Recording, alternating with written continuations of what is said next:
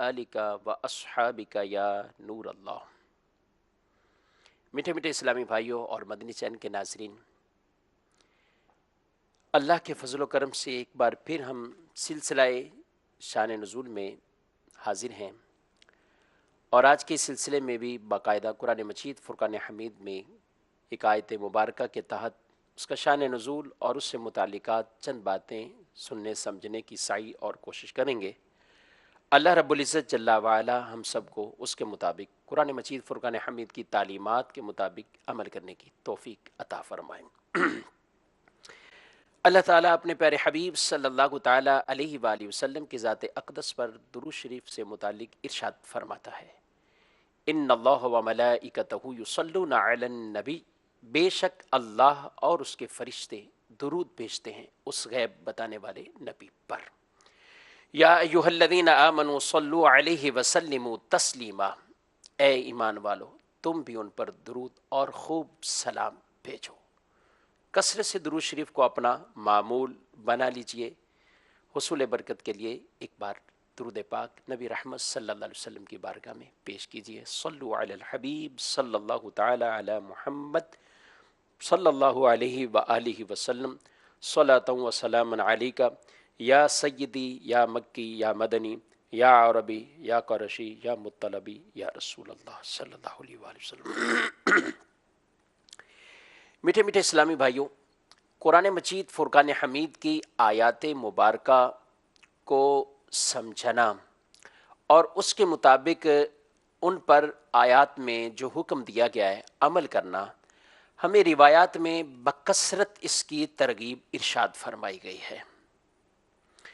इमाम गज़ाली रहमतुल्लाह ताला अलैह इहयाउल उलूम में आप फरमाते हैं कि एक आयत समझकर और गौर फिक्र करके पढ़ना बग़ैर गौर फिक्र किए पूरा कुरान पढ़ने से बेहतर है। एक आयत समझकर और गौर फिक्र से पढ़ना। कुरान मजीद को जहाँ पढ़ने के फ़ज़ाइल बयान किए गए हैं, वहाँ कुरान मजीद को समझने और कुरान मजीद के अहकामात पर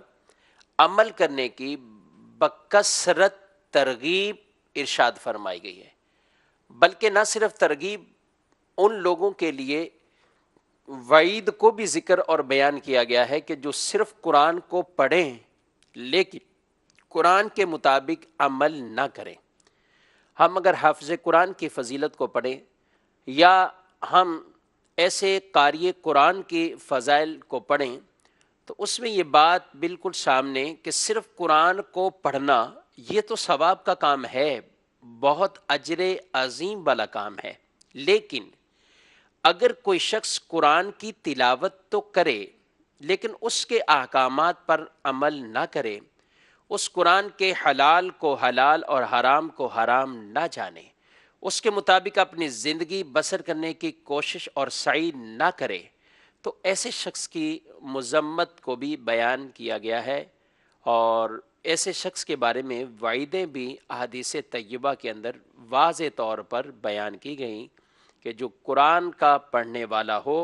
और कुरान के अहकामात पर अमल ना करने वाला हो। तो कुरान पढ़ना भी ज़रूरी है, इसकी तालीम हासिल करना भी ज़रूरी है, कुरान के अहकामात को जानना ये भी बहुत अहम और ज़रूरी है ताकि हम उसके मुताबिक अपनी ज़िंदगियों को गुजारें और अपनी ज़िंदगी को उसके मुताबिक बसर करने की कोशिश करें।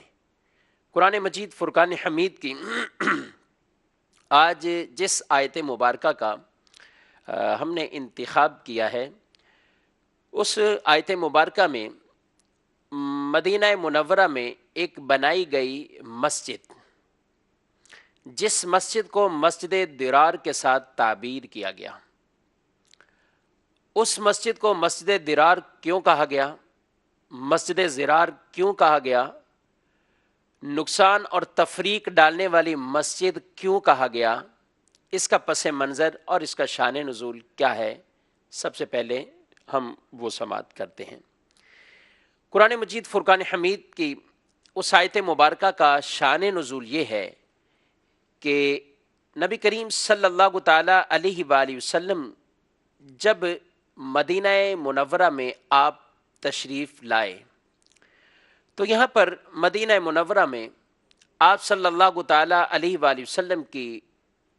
جو مخالفت کرنے والے تھے، ایک تعداد تو وہ تھی کہ جو اسلام میں داخل ہی نہ ہوئے، ایک طبقہ تو وہ تھا، اور ایک طبقہ وہ تھا کہ جو بظاہر مسلمان ہوئے لیکن انہوں نے اسلام کو دل سے قبول نہ کیا، اپنی زبان سے، اپنے افعال سے تو اسلام والے معاملات کرتے رہے، یعنی نماز کے ٹائم مسجد میں آ جانا، مسجد میں حاضر رہنا، آپ کے خطابات کو سماعت کرنا، آپ کے مجالس میں شرکت کرنا، یہ معاملات تو رہے، لیکن جب وہ اپنی نجی محفلوں میں جاتے، جب وہ اپنے دوستوں اور اپنے اس مجمع خاص کے پاس جاتے تو پھر رسول اللہ صلی اللہ علیہ وآلہ وسلم کی مخالفت کرتے، اور آپ صلی اللہ تعالیٰ علیہ وآلہ وسلم اور دین اسلام کے خلاف کوئی پلان تیار کرنے کی کوشش میں رہتے کہ کس طرح ہم مسلمانوں کو نقصان پہنچا سکیں، کس طرح ہم مسلمانوں کے اندر کوئی ایسا تفرقہ ڈال دیں، کس طرح ہم مسلمانوں کو فتنے کے اندر مبتلا کر دیں، کس طرح ہم مسلمانوں کو کمزور کر دیں، کس طرح ہم مسلمانوں کو پستی کی طرف لے کر جائیں، کس طرح ہم مسلمانوں کی بڑھتی ہوئی شہرت کو ختم کر دیں، تو اس کے تمام تر وہ پلان تیار کیے کرتے اور اس کے حوالے سے گفتگو کرتے۔ نبی کریم صلی اللہ تعالیٰ علیہ وآلہ وسلم ایک مرتبہ جب غزوہ تبوک کے لیے آپ جا رہے تھے تو منافقین کی یہی ایک چال تھی، اور ان منافقین میں وہ شخص جس کا منافقین جس کے لیے ایک باقاعدہ مسجد کو تیار کیا اور پہلا سہارا ہی یہی بنایا کہ اگر کسی وجہ سے، کسی پلیٹ فارم سے اگر ہم لوگوں مسلمانوں کے اندر کوئی تفرقہ ڈال کر ان کے اندر کوئی کشیدگی پیدا کریں، ان کے اندر کوئی فتنے ڈالیں تو وہ مسجد ہو سکتی ہے، تو لہذا مسجد کو بنایا جائے۔ تو یہ رسول اللہ صلی اللہ علیہ وآلہ وسلم کے پاس آئے، اور اس شخص کا نام ابو عامر، جس کو ابو عامر فاسق کہا جاتا تھا، اور یہ شخص اس کے کہنے پر کہ مدینے میں ایک قباء مسجد کے مقابل ایک اور مسجد کو بنایا جائے، اور اس مسجد کا بہانہ اور عذر رسول اللہ صلی اللہ علیہ وآلہ وسلم کی بارگاہ میں یہ پیش کیا کہ ہم چاہتے ہیں ایک مسجد تعمیر کرنا جس میں کمزور لوگ، ضعیف لوگ جو دور دور سے یہاں نماز پڑھنے کے لیے آتے ہیں ان کے لیے آسانی ہو جائے، ان کے لیے ایک سہولت ہو جائے، تو وہ مسجد ہم بنانا چاہتے۔ وہ مسجد بنائی اور آپ صلی اللہ علیہ وآلہ وسلم سے کہا کہ آپ آئیے اور آپ آ کر اس میں ایک نماز ادا فرمائیں، آپ اس میں نماز ادا فرمائیں گے تو یہ ہمارے لیے خیر و برکت والا معاملہ ہو جائے گا۔ حضور صلی اللہ تعالیٰ علیہ وآلہ وسلم نے ارشاد فرمایا کہ اس وقت تو غزوہ تبوک کی تیاری ہے، اور آپ صلی اللہ علیہ وآلہ وسلم نے فرمایا میں اس سفر میں جا رہا ہوں، واپسی پر اگر اللہ کی مرضی ہوگی تو میں وہاں پر نماز پڑھ لوں گا۔ جب نبی کریم صلی اللہ علیہ وآلہ وسلم غزوہ تبوک کے بعد واپس ہو کر مدینہ منورہ میں کے قریب ہی آپ علاقے میں ٹھہرے تو منافقین نے پھر آپ سے یہی درخواست کی کہ آپ آئیے اور تشریف لائیں اور آپ یہاں آ کر اس مسجد میں نماز پڑھیے۔ اللہ تعالیٰ نے اس آیت مبارکہ کو نازل فرمایا اور ان کے فاسد ارادوں سے متعلق اپنے پیارے حبیب صلی اللہ تعالیٰ علیہ وآلہ وسلم کو آگاہ فرمایا کہ ان کے ارادے اچھے نہیں ہیں، ان کا مقصد اچھا نہیں ہے، اس مسجد کی بنیاد وہ تقوی پر نہیں ہے، اس مسجد کی آغاز اور افتتاح اور اس مسجد کے بنانے کے مقاصد وہ نیکی نہیں ہے۔ آپ کو جب اس بات سے آگاہ فرمایا گیا تو اللہ تعالیٰ نے قرآن مجید فرقان حمید میں ان آیات مبارکہ کا نزول فرمایا صحابہ کرام علیہم رضوان کو رسول اللہ صلی اللہ علیہ وآلہ وسلم نے حکم ارشاد فرمایا کہ جاؤ اس مسجد کو گرا دو،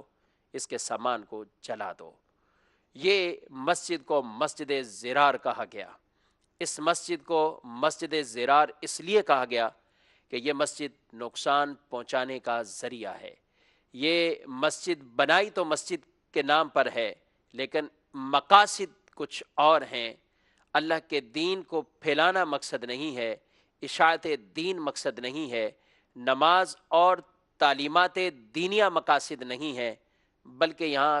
فتنے مقاصد ہیں، یہاں کچھ اور لوگوں کے اندر تفرقہ ڈالنے کے مقاصد ہیں۔ آپ صلی اللہ تعالیٰ علیہ وآلہ وسلم نے اس مسجد کو گرانے کا حکم ارشاد فرمایا۔ آئیے وہ آیت مبارکہ ہم سماعت کرتے ہیں کہ اللہ تعالیٰ نے کیسے اس مسجد کا قرآن پاک میں ذکر ارشاد فرمایا۔ چنانچہ سورہ توبہ اور 11ویں پارے میں اللہ تبارک و تعالی ارشاد فرماتا ہے، بسم اللہ الرحمن الرحیم، والذین اتخذوا مسجدا ضرارا وکفرا وتفریقا بین المؤمنین وارصادا لمن حارب اللہ ورسولہ من قبل وَلَيَحْلِفُنَّ إِنْ أَرَدْنَا إِلَّا الْحُسْنَى وَاللَّهُ يَشْهَدُ إِنَّهُمْ لَكَاذِبُونَ۔ ترجمہ، اور کچھ منافق وہ ہیں جنہوں نے نقصان پہنچانے کے لیے اور کفر کے سبب اور مسلمانوں میں تفرقہ ڈالنے کے لیے اور اس شخص کے انتظار کے لیے مسجد بنائی جو پہلے سے اللہ اور اس کے رسول کا مخالف ہے، اور وہ ضرور قسمیں کھائیں گے کہ ہم نے تو صرف بھلائی کا ارادہ کیا، اور اللہ گواہ ہے کہ وہ بے شک جھوٹے ہیں۔ یہ آیت مبارکہ کا نزول ہوا، اور پھر رسول اللہ صلی اللہ علیہ وسلم کو کیا حکم ارشاد فرمایا؟ لا تقم فیہ ابدا، اس مسجد میں کبھی کھڑے نہ ہونا، یعنی قیام نہ کرنا، اس میں نماز پڑھنے کی ممانعت فرمائی گئی، اس مسجد میں آنے تک کی ممانعت ہو گئی۔ لا تقم فیہ ابدا، کبھی بھی اس مسجد میں کھڑا نہیں ہونا ہے۔ جب یہ ممانعت ذکر ہوئی، اللہ تعالیٰ نے ان کے اس خفیہ ارادوں کو اور ان سازشوں کو بے نقاب کیا، اور قرآن مجید فرقان حمید میں ان کو واضح طور پر بیان کیا، جس کے بعد رسول اللہ صلی اللہ تعالیٰ علیہ وآلہ وسلم نے ان کے تمام ان ناپاک ارادوں کو خاک میں ملا دیا، اور ان کے سارے معاملات کو ختم کرتے ہوئے اس بہت بڑے فتنے کا سد باب کر دیا۔ اس فتنے کو وہیں روک تھام اس کی کر لی گئی، تاکہ مزید اس سے آگے فتنے اور مزید اس کی جڑیں اور شاخیں آگے تک نہ پھیلیں۔ میٹھے میٹھے اسلامی بھائیوں، مدنی چینل کے ناظرین، آپ نے یہ واقعہ شان نزول کے حوالے سے قرآن مجید کی آیت مبارکہ کے نزول سے متعلق یہ بات کو سماعت کیا، اور اس میں ہمیں ایک بات یہ بالکل واضح طور پر بالکل عیاں ہے کہ کبھی کبھی دین کے نام پر ہی دھوکہ دینے کے لیے اچھے نام استعمال کیے جاتے ہیں، اچھی جگہ کا انتخاب کیا جاتا ہے، اچھے معاملات ہوتے ہیں، لیکن اس کے بیک گراؤنڈ کیا ہے، کس وجہ سے ایسا ہو رہا ہے، بظاہر ایک عام آدمی کو نہیں پتا چلتا، بظاہر ایک عام شخص کو ان فتنوں کا پتہ نہیں چلتا۔ آج کئی فتنے ایسے ابھر رہے ہیں، اور لوگ دین کے آئیڈیل، دین کے پیشوا اور رہنما وہ علماء کو بنانے کی بجائے، دینی رہنما وہ علماء کا انتخاب کرنے کی بجائے وہ جہال کی طرف راغب ہو گئے۔ نہ صرف جہال، بلکہ ایسے افراد جن کو دینی طور پر سدب نہیں ہے، دینی طور پر علم نہیں رکھتے ہیں، دینی شعور نہیں ہے، لیکن مسلمانوں میں تفرقہ ڈالنے کے لیے، دینی احکامات سے ایک طرح کا بدزن کرنے کے لیے، دین کے ہی معاملات کے اندر مختلف وساوس کا شکار کرنے کے لیے، علماء سے پیچھے ہٹانے کے لیے ایسی سازشیں مسلسل کی جا رہی ہوتی ہیں، تاکہ لوگ مساجد سے دور ہوں، لوگ وہ دینی مدارس سے دور ہوں، اور اس کے ساتھ ساتھ ایسے معاملات دین کے لیے اپنے ایسے کو پیشوا بنا لیں گے، رہنما بنا لیں گے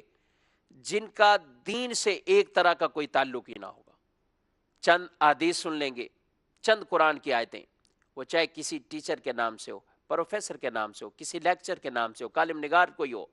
کوئی بھی ایسے کہ لیکن انہی سے دین کو حاصل کرنا اپنا مشغلہ بنا لیں گے۔ آج بھی طرح طرح کے فتنے ایسے،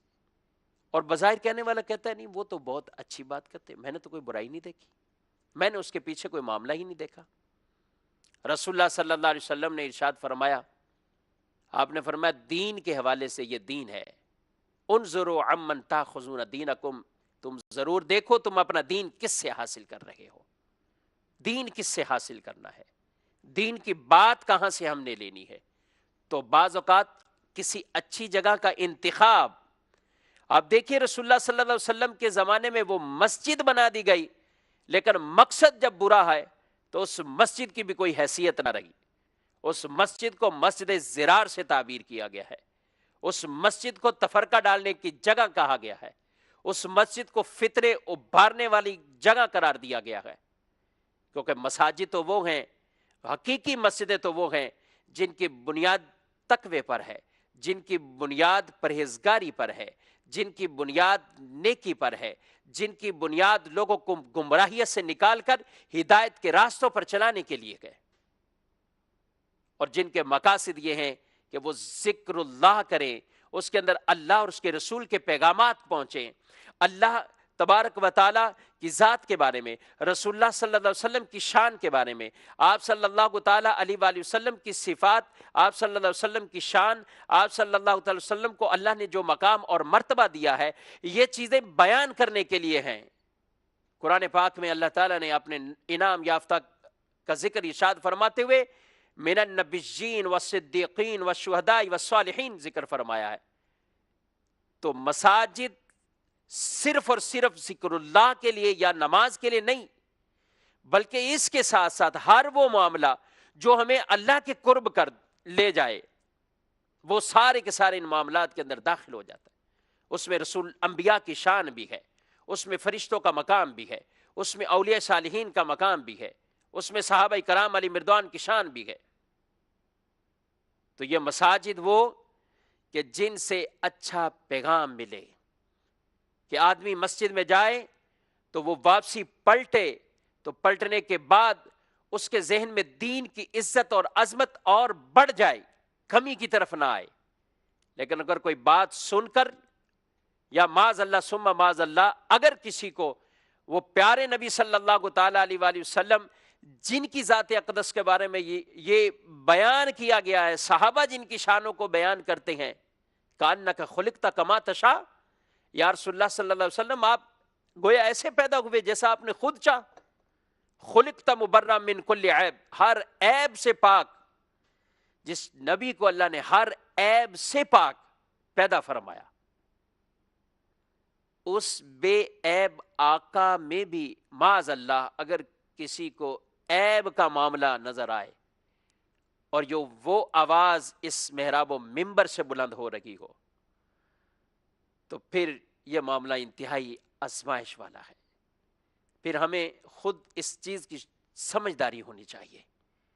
اس حدیث کو آئیڈیل بنانا چاہیے، انظروا عمن تاخذون دینکم، تم اپنے دین کس سے حاصل کر رہے ہو، اس کو دیکھو، دین کس سے حاصل کر رہے ہو۔ تو مساجد، ان کی اہمیت اسلام میں بہت بیان کی گئی، لیکن وہی مساجد جن کی تقوی اور پرہیزگاری، نیک نیت کے ساتھ اس مسجد کی تعمیر ہو اور نیک نیت کے ساتھ اس مسجد کو بنایا گیا ہو۔ اللہ کریم ان باتوں کو سوچے ہمیں سمجھنے کی توفیق عطا فرمائے۔ بہت سی ایسی باتیں ہوتی ہیں، ہم نے اگر مارکیٹ سے کوئی چیز خریدنی ہو تو ہم اس کے ماہرین سے تجربہ کرتے ہیں۔ ایک موبائل بھی لینا ہو تو شاید ہم کتنوں سے مشورہ کرتے ہیں کہ کون سا موبائل اچھا ہوگا، کیا ہے اس کی کوالٹی، کیا ہے اس کے اندر، مجھے کیا کیا اچھی چیزیں مل پائیں گی، میرا مقصد بھی اس سے حل ہو جائے گا یا نہیں ہوگا۔ ہم صرف اشتہارات پہ نہیں جاتے، ہم صرف کوئی ایڈورٹائزنگ پہ نہیں جاتے، بلکہ اس کے شعبے سے تعلق رکھنے والے افراد سے مشاورت کرتے ہیں۔ ایک سوٹ بھی خریدنا ہو تو شاید اس کو ہم کتنا ٹٹولتے ہیں، کتنا سوچتے ہیں، کتنا سوچتے ہیں۔ چلیں سوٹ تو بہت تھوڑا سا مہنگا ہو گیا، تھوڑا اور نیچے آ جائیں۔ اگر ہم مارکیٹ میں فروٹ خریدنے جائیں، سبزی تک خریدیں، تو ایک ایک سبزی کے دانے کو، اس ٹماٹر کو، اس آلو کو، پیاز کو، یا پھلوں میں جائیں تو ایک ایک سیب کو اٹھا کر آگے پیچھے گھما کر چیک کیا جاتا ہے کہ کہیں اس میں کوئی داغ تو نہیں لگا ہوا، کہیں اس میں کوئی خرابی تو نہیں ہے، میں اس پہ اپنا پیسہ انویسٹ کر رہا ہوں، کہیں مجھے نقصان تو نہیں ہو جائے گا۔ لیکن آیا صرف دین کا ہی معاملہ ہے کہ جہاں ہم سب آنکھیں بند کر کے جس سے جو کچھ ملے فبیہا، اسی کے پیچھے؟ اللہ اکبر۔ میرے پیارے اسلام بھائیو، آج فتنے بڑے بڑے اٹھ رہے، کچھ ایسے ہیں بد نصیب جو رسول اللہ صلی اللہ علیہ وسلم کی معاذ اللہ حدیث کا انکار کرنے والے، ایسے فتنے، رسول اللہ کی حدیث کا انکار کرنے والے، کچھ ایسے فتنے کرنے والے کہ جو کہیں کہ صرف ہم قرآن کی بات کریں، آپ حدیث کی بات ہمارے سامنے نہ لے کر آؤ، حدیث کی بات ہم نہیں سننا چاہتے، معاذ اللہ ثم معاذ اللہ۔ ارے رسول اللہ صلی اللہ تعالی علیہ وآلہ وسلم کی حدیث مبارکہ اگر اس پر عمل نہیں ہے تو قرآن پر بھی عمل نہیں ہو پائے گا۔ وَمَن يُطِعِ الرَّسُولَ فَقَدْ أَطَاعَ اللَّهَ، جس نے رسول کی اطاعت کی اس نے اللہ کی اطاعت کی۔ قُلْ إِن كُنتُمْ تُحِبُّونَ اللَّهَ فَاتَّبِعُونِي يُحْبِبْكُمُ اللَّهُ، اگر تم اللہ سے محبت کا دعویٰ کرتے ہو تو پہلے میری اتباع میں آ جاؤ، میری غلامی میں آ جاؤ۔ اس اطاعت، اتباع، فرما برداری میں رسول اللہ صلی اللہ علیہ وسلم کی غلامی کا پٹا یہ اپنے گلے میں ڈالنا ہوگا، پھر جا کر آگے سلسلہ چلے گا۔ تو ایسی دین کے حوالے سے گویا کہ مس گائیڈ کیا جاتا ہے، تو دینی رہنماؤں کو ہمیں چناؤ کرنا چاہیے۔ انتخاب تو کر سکتے، ہم پوچھ تو سکتے ہیں، ہر چیز کو ہم صرف انٹرنیٹ اور گوگل پر ہی نہ رہیں، ہم علماء کے پاس جائیں، ان سے رہنمائی حاصل کریں۔ اگر کوئی ایسی بات ذہن میں، دماغ میں کوئی بیٹھ چکی ہے، اس کو حل کرنے کی کوشش کیا جائے، لیکن دینی معاملات میں بہت احتیاط سے کام ہمیں لینا چاہیے، اور دین سوچ سمجھ کر کے کس سے حاصل کرنا چاہیے اس کی پورے ہمیں سوچنا چاہیے۔ علامہ ابن سیرین آپ کے پاس امام ہیں، کچھ افراد آئے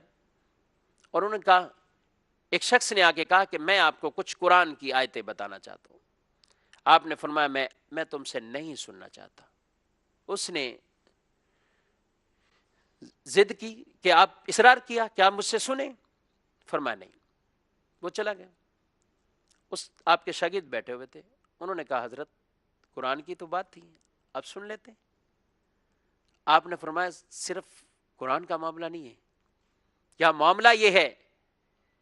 کہ اس شخص کے بارے میں مجھے پتا ہے کہ یہ عقائد اور گمراہیت میں ہے، عقائد کے حوالے سے گمراہیت میں ہے، تو میں اس کی کیوں کوئی ایک اچھی بات بھی اس طرح کیوں سنوں کہ یہ اپنی اس اچھی بات کے ضمن میں مجھے وہ بات میرے اندر ڈالنے کی کوشش نہ کر دے۔ یہ امام کہہ رہے ہیں، میں اور آپ تو پھر عام آدمی ہیں، میں اور آپ تو پھر عام، تو ان چیزوں کا ضرور ہمیں خیال رکھنا چاہیے۔ اور جو میں کہنا چاہ رہا ہوں، ظاہر ہے ہر آدمی کھانا منہ سے ہی کھاتا ہے، سمجھتا ہے، کاروبار کرتے ہیں، عقل والے، فہم والے، تو ان سب باتوں کو سمجھنا چاہیے۔ اللہ پر جیسے عقائد رکھنے وہ ایک مسلمان کے لیے ضروری ہے، ویسے عقائد رکھے، نظریات رکھے۔ اللہ کسی کا محتاج نہیں ہے، اللہ تعالیٰ ازلی ہے، ابدی ہے، وہ ہمیشہ ہے، ہمیشہ رہے گا۔ اللہ تبارک و تعالیٰ نے سارے نبیوں کو اللہ نے پیدا فرمایا ہے، نبی سارے ان کو اللہ نے بہت مقام مرتبہ دیا ہے، لیکن یہ سارے کے سارے اللہ کے محتاج ہیں، اللہ کی بارگاہ کے محتاج ہیں، اللہ کے بندے خاص ہیں۔ اللہ کے رسول ہیں، اللہ کے نبی ہیں، اللہ کے بندے خاص ہیں۔ اتنا واضح فرق ہونے کے باوجود ابھی بھی کوئی اگر معاذ اللہ شرک کی بات کرے تو یہ بات عقل سے ماورا ہے۔ صحابہ کرام، حضور کے تمام صحابہ بڑی شان اور مقام اور مرتبے والے ہیں۔ کسی بھی صحابی کے بارے میں ادنا سا بھی نقص یا کسی بھی صحابی رضی اللہ تعالیٰ عنہ کے بارے میں اپنے دل کے اندر کچھ ایسے گمان فاسد بنا لینا یا کچھ ایسی باتیں سن کر اپنے عقائد اور نظریات اور اپنی سوچوں اور اپنی فکروں کو غلط بنا لینا، یہ ہمیں گمراہیت کی طرف دھکیل دے گی، اور یہ اس سے ہمارے ایمان اور اسلام کے لیے بڑا خطرہ ہے۔ حضور کے تمام صحابہ ہمارے سروں کے تاج ہیں، آپ کے اہل بیت اطہار، ان کا بھی ادب و احترام، اللہ کے اولیاء صالحین کاملین، الحمدللہ اہل سنت سواد اعظم ہے۔ اور یہی سوچ، یہی تعلیمات اہل سنت کے امام اہل سنت الشاہ امام احمد رضا خان فاضل بریلوی رحمۃ اللہ کی تعالی علیہ، جنہوں نے اس تعلیمات کو عام کیا،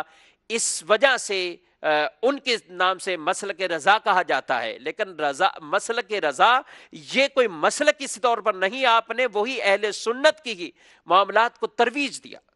ان کو کھول کھول کر بیان کیا،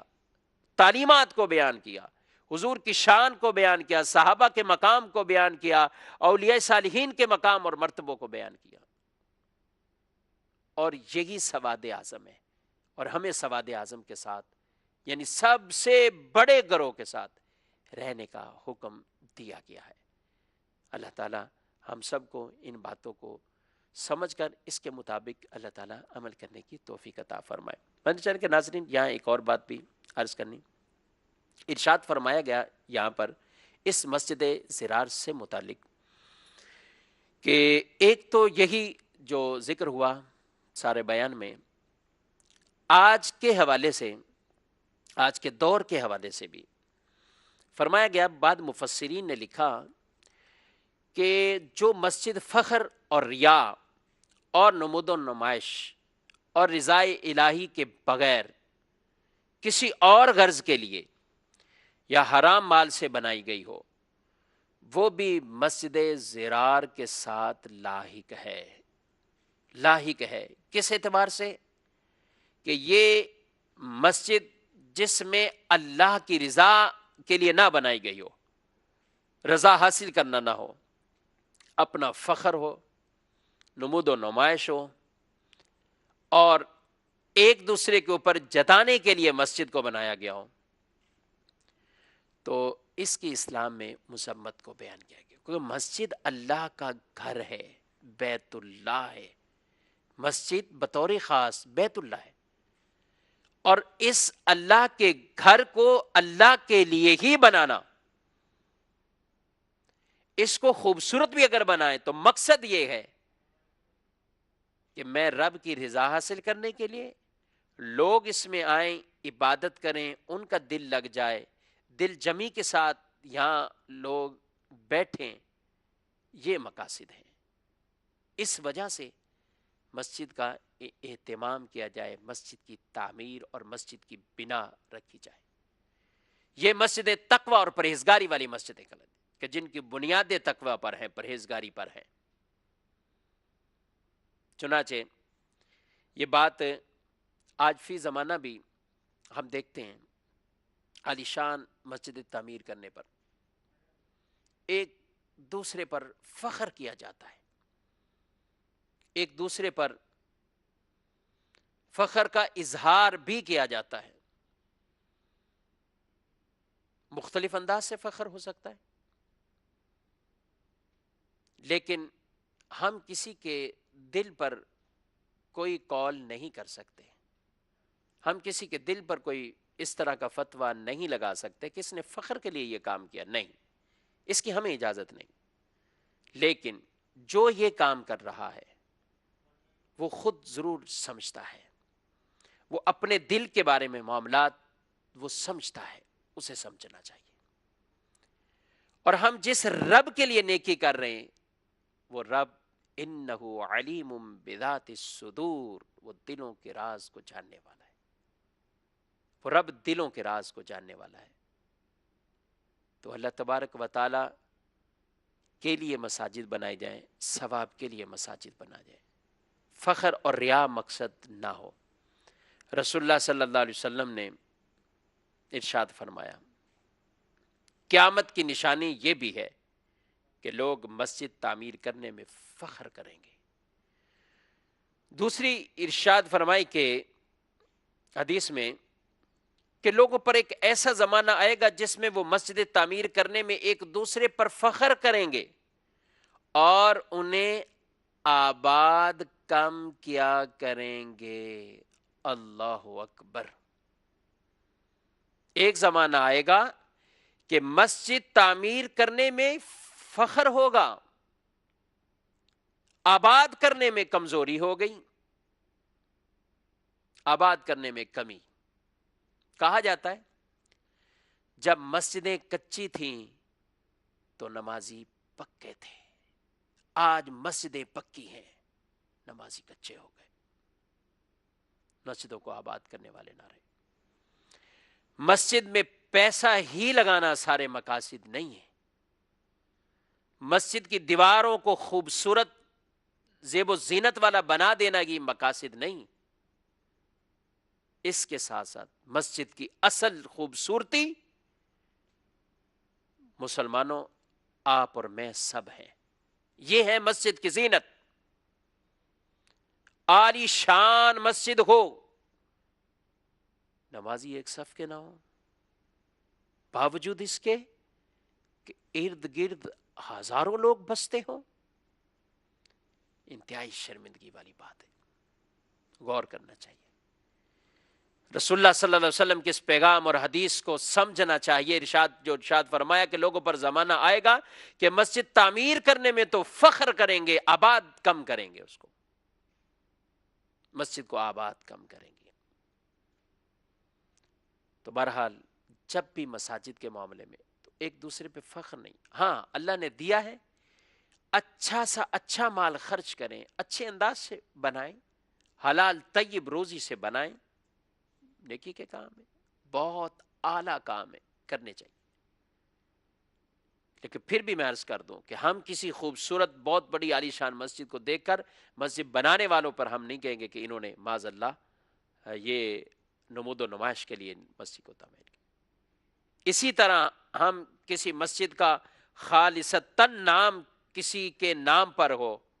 کسی کی والدہ کے نام پر یا والد کے نام پر یا اس نے اپنے نام پر بنا کر ایصال ثواب کے لیے، تو پھر بھی ہم اس پہ یہ نہیں کہہ سکتے کہ اس نے اس مقصد کے لیے مسجد کو بنایا۔ ہاں وہ نیت کیا کر سکتے ہیں، وہ نیت یہ کر سکتے ہیں کہ میں اس مسجد کو اپنی والدہ کے نام سے موسوم اس لیے کر رہا ہوں تاکہ لوگ میری والدہ کے لیے دعائیں کریں، میری والدہ کو دعا مل جائے۔ اچھی نیت ہے، محمود نیت ہے، بہتر نیت ہے، بالکل رکھا جا سکتا ہے، والدہ کے نام سے بھی رکھ سکتے ہیں، والد کے نام سے بھی رکھ سکتے ہیں۔ لیکن اگر نیت یہ ہو کہ اس سے پتہ چلے کہ یہ بہت بڑا عالی شان کام ماں بدولت نے کیا ہے، تو پھر اس نیت کے اندر کچھ کھوٹ داخل ہو گئی ہے۔ لیکن یہ اس بنانے والے کی، رکھنے والے کی ذمہ داری کہ وہ خود اپنے اندر اس چیز کو دیکھے کہ یہ واقعی اس کی نیت کیا ہے۔ تو بہرحال اچھی نیتوں کے ساتھ مساجد کو تعمیر کرنا، بنانا، یہ مسلمانوں کا ہی کام ہے، ظاہر ہے مسلمانوں کو ہی یہ سپرد کیا گیا ہے، مساجد بنانا مسلمانوں کا کام۔ انما یعمر مساجد اللہ من آمن باللہ والیوم الآخر، کہ مساجد آباد کرنا، اس آبادی میں مساجد کی تعمیر، مساجد کے سب معاملات وہ داخل ہیں۔ یہ کون کریں گے؟ جو اللہ اور آخرت پر ایمان لیں گے، انہی کی یہ ذمہ داری ہے۔ مساجد بھی بنائیں، زیادہ سے زیادہ مساجد بنائیں، اور اس دین کے ترویج اور اشاعت میں اللہ نے آپ کو دیا ہے تو آپ اپنی کوششوں سے مال خرچ کریں، اور اپنے لیے صدقہ جاریہ وہ اکٹھے کریں۔ الحمدللہ دعوت اسلامی کا ایک شعبہ مسجد خدام المساجد کے نام سے، کہ جو روزانہ کے بیس پر کام کر رہے ہیں، کہیں دنیا بھر میں مساجد بنانے کا یہ کام ہے، مدنی کام ہے، بڑے شہروں یا چھوٹے شہروں، بالخصوص جہاں جہاں مسلمانوں کو زیادہ ضرورت اور ایسی جگہیں کہ جہاں نماز کے لیے بالخصوص پریشانیاں ہیں، وہاں مسجد کے لیے بہت مہنگی مہنگی جگہ خرید کر بھی مساجد بنائی گئی، بعض ملکوں میں مساجد بنائی گئی۔ آپ کو بھی اللہ نے دیا ہے تو ضرور، چاہے پاکستان سے آپ میری اس بات کو آواز کو سن رہے ہیں یا بیرون ملک سن رہے ہیں، آپ اپنے ملک میں بھی بنانا چاہتے ہیں، آپ دعوت اسلامی کی اس مجلس خدام المساجد سے رابطہ کیجیے۔ آپ کو اپنے ملک میں اندر ہو سکتا ہے آپ کے اور معاون یہ آپ کو اسباب بنا دے، لیکن آپ کی کوششوں سے ایک مسجد اگر وہاں تعمیر ہو جائے تو انشاءاللہ یہ ہمارے لیے صدقہ جاریہ ہے، یہ ہمارے لیے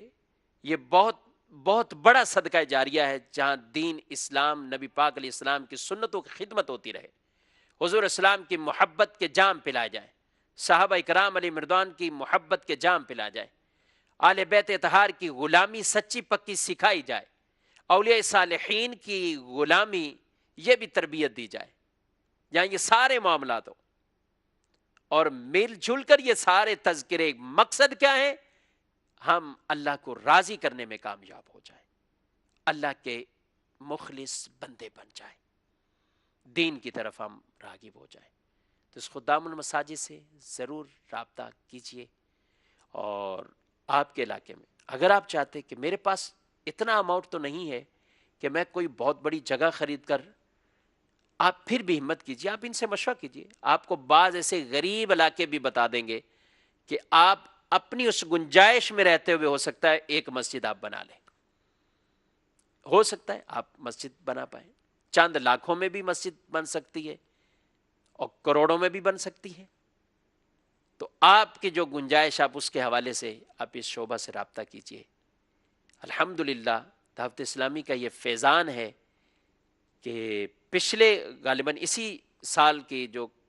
سامنے اس کارکردگی کو دیکھا گیا تو ایک سال میں کم و بیش 500 مساجد کا، نئی مساجد جہاں جگہ خریدی گئیں یا تعمیر کی گئی، 500 مساجد اس شعبے کے حوالے سے، یہ الحمدللہ دعوت اسلامی کا فیضان ہے، 500 نئی مساجد کا آغاز کرنا۔ اللہ کریم رب العزت جل وعلا ہم سب کو مساجد آباد کرنے کی توفیق عطا فرمائے۔ مدنی چینل کے ناظرین، آج جمعرات ہے، دعوت اسلامی کا ہفتہ وار سنتوں پر اجتماع ہوتا ہے، کوشش کیجئے اس اجتماع پاک میں بھی شرکت کیجئے۔ اللہ کریم قرآن مجید فرقان حمید کے علم سے ہمارے سینوں کو روشن اور منور فرمائے، دین اسلام کی تعلیمات پر ہم سب کو عمل کرنے کی توفیق عطا فرمائے۔ نیکسٹ جمعرات کو انشاءاللہ ایک نئے موضوع کے ساتھ حاضر ہوں گے۔ اللہ تعالی ہم سب کا حامی و ناصر۔ دیکھتے رہیے مدنی چینل، بلکہ مدنی چینل ہی دیکھتے رہیے۔ صلو علی الحبیب صلی اللہ تعالی علی محمد صلی اللہ علیہ